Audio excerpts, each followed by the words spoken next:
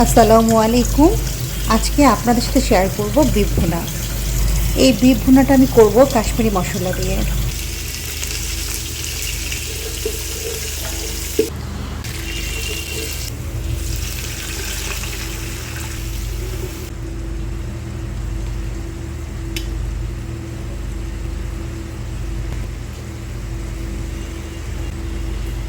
এখানে আছে হলুদের গুঁড়া, জিরার গুঁড়া, ধনিয়ার গুঁড়া এবং গরম মশলার গুঁড়া।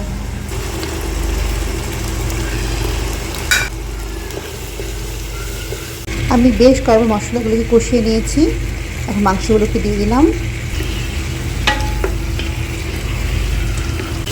এটা হলো কাশ্মীর থেকে আনা মরিচের গুঁড়া। আমি এই মরিচের গুঁড়া দিয়ে আজকে বিফটি করব।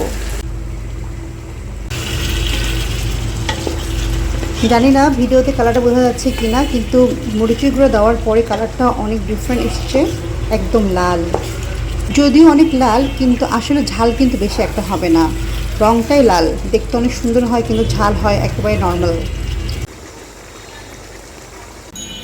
এখন আমি দিয়ে দিব কাশ্মীরি মশলা টিকি। যেহেতু মাংসটা 1 কেজি, তাই আমি দিয়ে দেবো এখানে হচ্ছে হাফ টেবিল স্পুন। এখন আমি পানির সাথে এই মশলা টিকিটা মিক্স করে নিচ্ছি।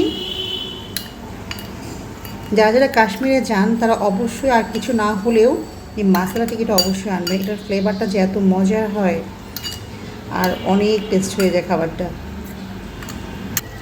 এখন আমি দিয়ে দিলাম এই মশলা টিকি।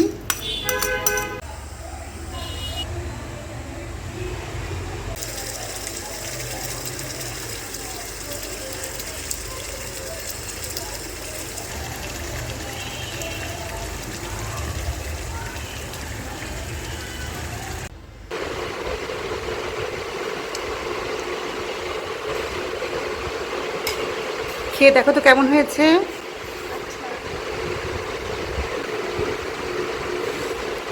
ঝাল লাগছে নাকি মজা? ওকে, আজকে এই পর্যন্তই। সবাই ভালো থাকবেন। আল্লাহ হাফেজ।